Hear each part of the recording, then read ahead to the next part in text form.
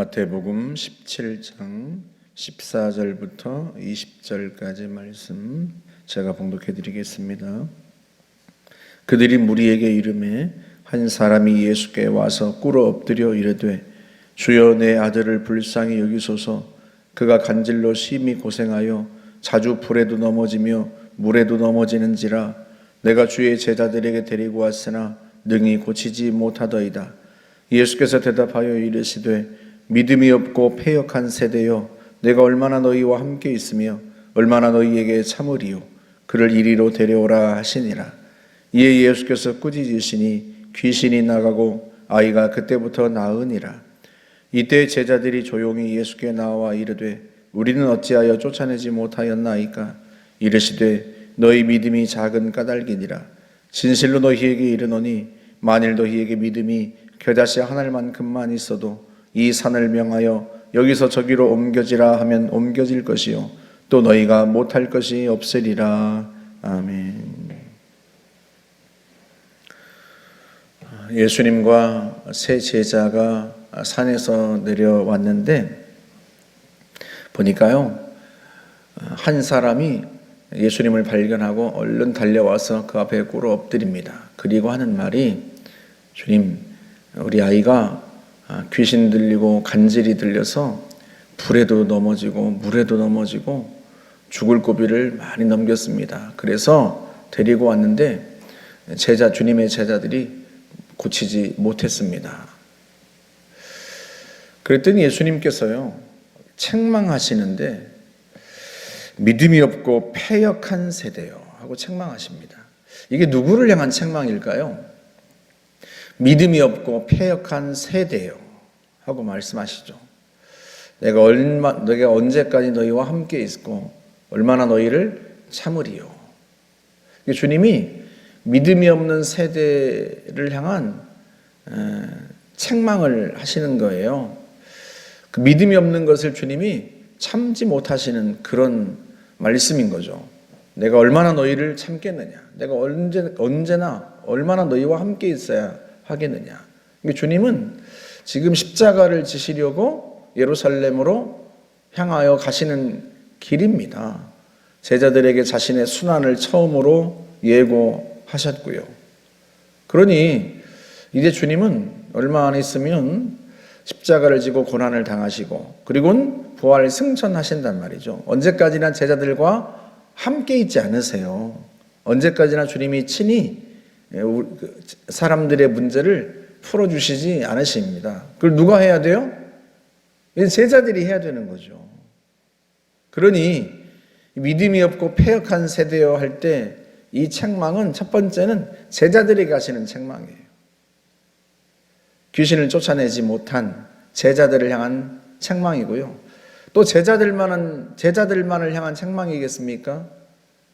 그 아버지를 향한 책망이기도 하죠. 아이의 아버지를 향한 책망. 이 아이의 아버지에게서 고치지 못하더이다 하는 이 말 속에서 안 되는 겁니까? 라고 하는 그 낭망이 보이는 거죠. 마태복음에는 기록되어 있지 않았지만 마가복음에 가면, 마가복음 9장에 가면 주님 뭔가 하실 수 있으면 우리 저희를 도와주십시오 하고 이야기하는 장면이 나옵니다. 주님이 할 수 있거든이 무슨 말이냐, 믿는 자에게는 능히 하지 못할 일이 없느니라 하고 말씀하세요. 그러니까 이 아버지 속에도 믿음이 없어요. 아이가 나을 거라는 믿음이 없어요. 그러니까 고치는 제자들도 믿음이 없고 문제를 가지고 나온 이 사람도 믿음이 없고 다 믿음이 없는 거죠. 마태복음 10장에 보면 예수님께서 제자들을 파송하시는 장면이 나옵니다. 그런데 그 10장 1절에서 뭐라고 말씀하는가 하면 예수님께서 그 12제자를 부르사 귀신을 쫓아내며 모든 병과 모든 약한 것을 고치는 권능을 주시니라 하고 말씀합니다.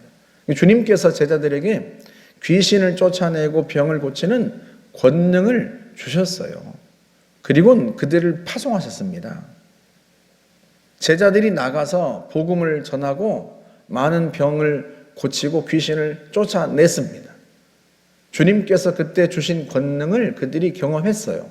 그런데도 불구하고요, 시간이 지나니까 믿음은 사라지고 이 귀신을 쫓아내지 못한 거죠. 거기에 대한 주님의 책망이에요. 여러분, 우리가 항상 산 위에만 머무르면 얼마나 좋겠어요. 변화산 위에 머물러서 주님의 은혜를 경험하고 하나님의 음성을 듣고 베드로가 이야기한 것처럼 여기가 좋사오니, 우리가 뭐 항상 기도원에서 은혜만 받고 있으면 얼마나 좋겠어요. 그런데 우리가 산에서 내려와야 된단 말이죠. 산에서 내려오면 문제가 우리를 기다리고 있어요. 그럼 그 문제를 풀어가면서 우리가 인생길을 가는 거예요. 우리에게 주신 사명을 수행해야 하고요. 우리의 도움이 필요한 사람들이 있고, 그러니 우리에게 주님이 주신 그 권능, 그 능력, 그걸 발휘하면서 살아야 된단 말이죠. 그런데 우리가 살다 보면 믿음이 없어져요, 자꾸. 한 번 해서 안 되면 안 되나 보다. 주님께서 마가복음 16장 17절에 보면 승천하시기 전에 부활하신 후에 제자들에게 말씀하십니다. 믿는 자들에게는 이런 표적이 따르리니 너희가 내 이름으로 귀신을 쫓아내며 새 방언을 말하며 뱀을 집어올리며 무슨 독을 마실지라도 해를 받지 아니하며 병든 자에게 손을 얹은 즉 나으리라. 여러분, 귀신을 쫓아낸다. 지금은 그런 광경이 별로 없습니다만 우리 어릴 때는요, 굿을 많이 했어요. 섬이었기 때문에 더 굿이 많았어요. 우리 어머니도 무당한테 돈을 많이 갖다 드렸어요.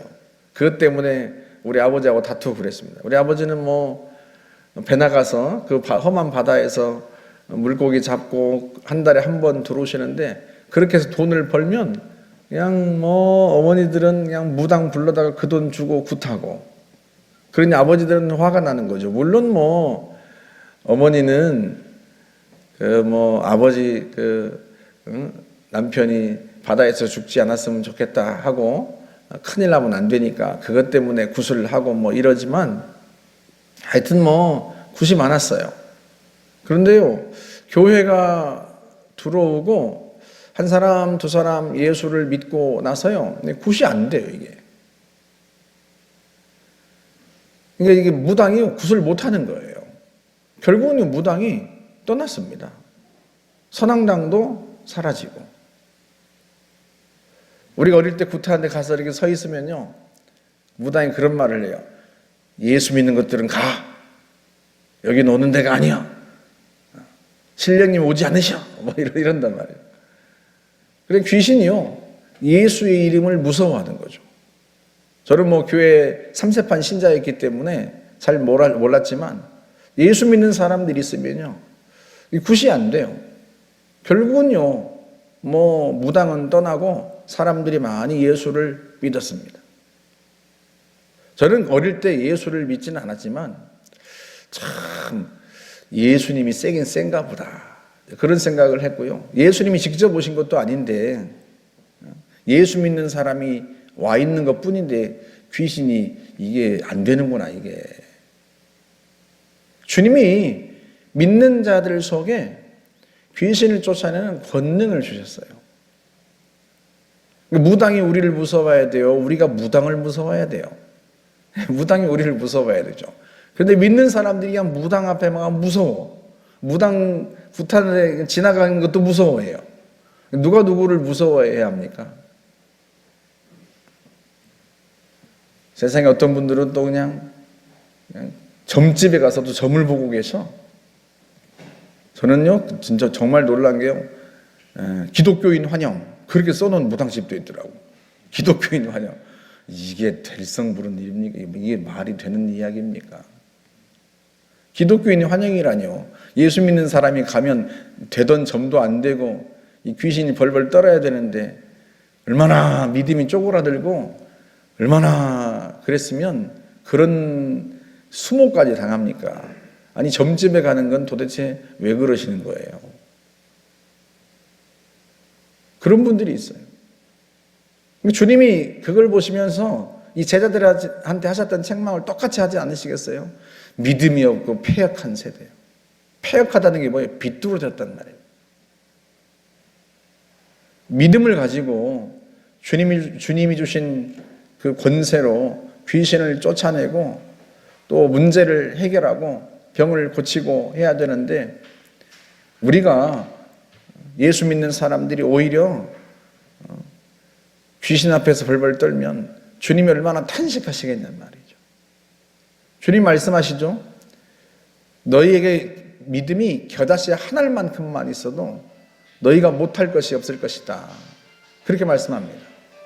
그리고 믿음이 얼마나 강력하면 겨자씨 한 알만큼 그 작은 믿음만 있어도 산을 옮긴다고 하시겠어요.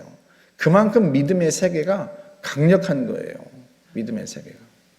믿음이 강력한 것이고, 우리에겐 그 믿음이 있습니다.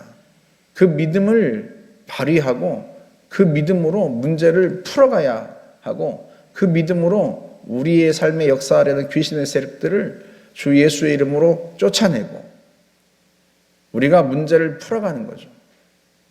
우리에겐 그 믿음이 필요합니다. 저와 여러분들이 하나님의 자녀가 되는 권세를 이미도 받았고, 주님께서 믿는 자에게 주시는 권세도 이미 우리 속에 있습니다. 우리 안에 예수의 영이 있고요, 성령님이 계세요. 그러니 문제 앞에서 벌벌 떨고 어쩔 줄 몰라 하고 그러지 말고 예수의 이름으로 문제를 향하여 선포하고 귀신의 세력들을 쫓아내고 주님 앞에서 그 믿음을 발휘해야 하는 거죠. 문제 앞에서 떠는 삶이 아니라 주 예수의 이름으로 문제를 향하여 선포하고 귀신의 세력들을 쫓아내고 대적하는 그런 믿음의 삶을 살아가시기를 주의 이름으로 축복합니다. 함께 기도하겠습니다. 좋으신 하나님 아버지, 믿음이 얼마나 강력한지 겨자씨 하늘만큼만 그 작은 믿음만 있어도 못할 것이 없다고 말씀하시는데, 하나님 우리에게 있는 이 믿음의 권세를 사용하여 문제를 대적하고 사단을 대적하고 주님 주의 은총을 늘 힘입어 살게 하여 주옵소서. 우리의 삶 속에 주님이 역사하시고 주의 능력의 역사하심을 늘 체험하며 살아가는 저희들이 되게 하옵소서. 예수님의 이름으로 기도하옵나이다. 아멘.